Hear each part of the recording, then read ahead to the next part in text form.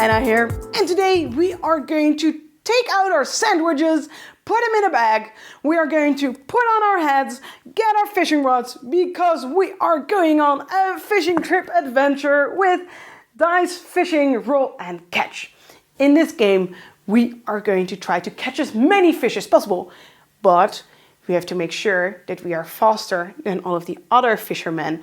So you have to think about, okay, if I'm the fastest, am I still going to be able to catch those juicy fish?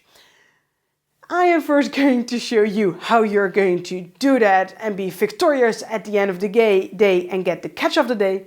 And then I am going to tell you if I had any fun with Dice Fishing Roll and Catch. In Dice Fishing Roll and Catch, you are all going to be fishermen that are going to try to catch all of these fish. At the beginning of the game, you are going to take 10 cards, and that is going to be the deck of fish that you are going to be able to try to catch. At the beginning of a round, one card is flipped over, and that is going to be the catch of the day. Every player then is going to determine how many of their die they think they need to catch that fish. How are they going to determine this? Well, two things are important. One, how high the number is that they have to throw to get the fish, and some special conditions, like for this fish, one of those dice has to show a 2. When determining how many dice you're going to use, it is important to remember that the player that used the fewest dice is going to be the player that is able to try to catch the fish first. But you don't want it to happen that you use too few dice and are actually not able to catch the dice, even though you are going to be the first to try that. So there's an important balance there to keep in mind.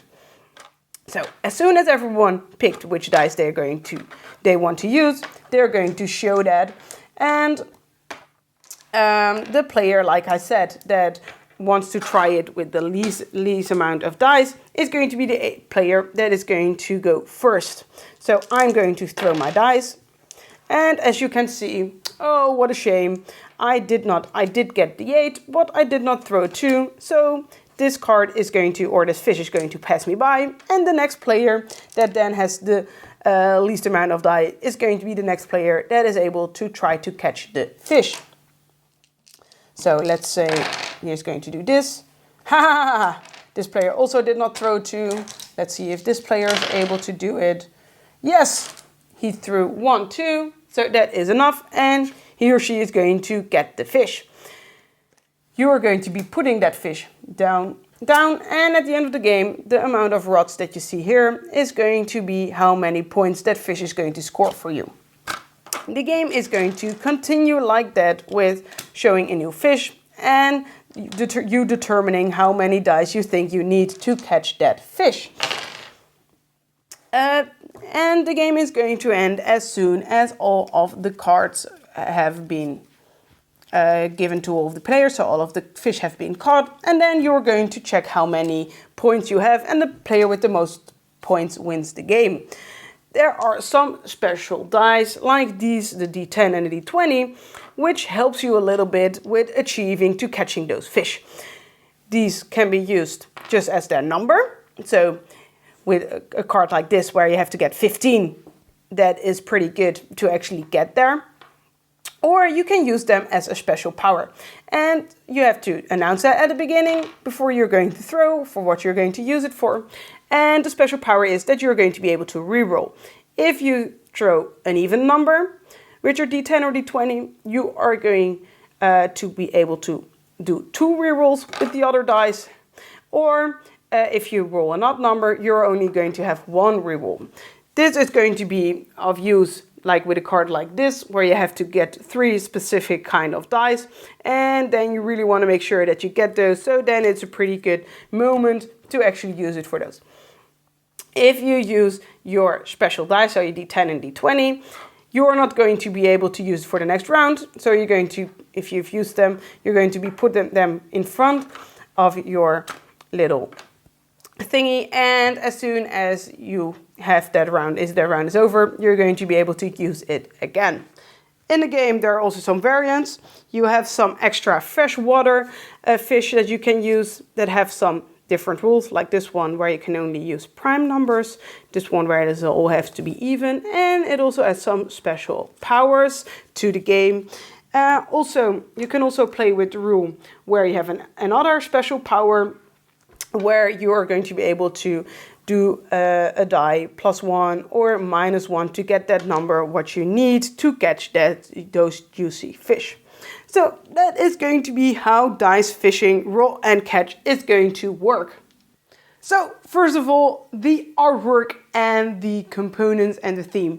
I really love this theme, guys. It's just something different. It is a little bit dorky, like catching fish.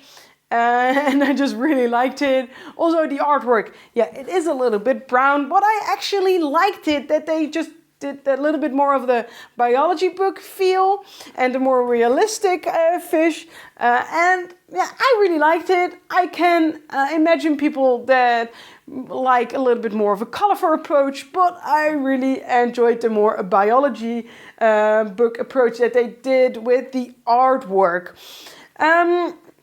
You have a lot of different fish in this game and they're all drawn excellently and it looks really good on the table. The crux of the game really is about trying to figure out how big of a chance you have of being able to throw and meet the conditions of the fish with as less dice as possible. I really love probability theory and I really like games that incorporate this. I'm a little bit of a math geek, so I really enjoy sitting there going like, okay, so with 3 dice, I have a chance. There is the most probable number that I'm going to throw is this, so getting 15, yeah, I could do that with 3 dice. Okay, 1 has to be 2, that cannot be with that. I really like figuring that out, but I know that there are people that will probably be taken aback a little bit by the amount of math that is involved in this game, because the first thing that you really have to realize is that there are certain things that are not possible, and the times that I played this game, there's always that one player that doesn't really seem to get that you're not able to throw 10 when one of those dice has to be a 2 and you're not going to be able to throw that with only 2 dice. And they only realize that at the moment when you have to take away all of your screens and he looks down at his dice, his or her dice, and you're looking across the table and going like, no, that has a 0 chance of happening, because with 2 dice, you cannot throw an 8 with a d6. You cannot throw an 8 with a d6, Robert. It's just not possible. One of them has to be a 2. It's not possible with 2 dice. I'm sorry. I'm so sorry. There's always that player that doesn't really get that or forgets that, and this just has this analysis paralysis, this mathy analysis paralysis while looking at this dice.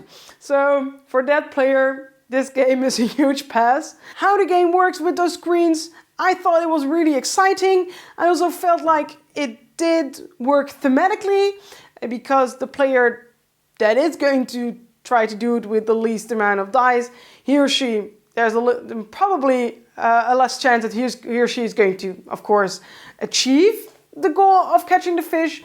And you always have that one person while fishing that just throws their fishing rod and just starts reeling it in as fast as possible. And of course, with fishing, it is very important to stay calm and wait for the fish to come to you. So it does make thematic sense that probably the players that did not take their chances and waited a little bit more are probably the players that are going to be able to get the most amount of points. But it sure is very fun if, against all odds, you do get the fish with whenever I'll ever want to say, Anna, that's just not going to happen. It's a 1 in 20 chance that you're going to be able to do this. It's not going to happen. And then you roll and it happens. And it's just so much fun. The other thing, the tactical thing, because that's mostly, of course, you trying to figure out how much luck you want and if you're going to take that chance. but there's also some thematic or the tactical decisions to be made because of those D10 and D20, where you're going to be able to pick a special ability. I thought the other special ability was very fun to also play, so we just always now play with both of them. So the ability to reroll or to try to get your dice +1 or -1. Also, the fact you also already get those extra freshwater fish, and they ask for prime numbers, all odds, all even. So there's a lot of variability and replayability in this game already. As you can probably hear, I really like this game. I really like the artwork. I feel like this is a fast game to just play, but with a lot of tension, and there's really more tactical decision to be made than you maybe think at first glance. So that's why I really enjoyed dice fishing, and I think you should really give this one a go and go on your fishing trip holiday.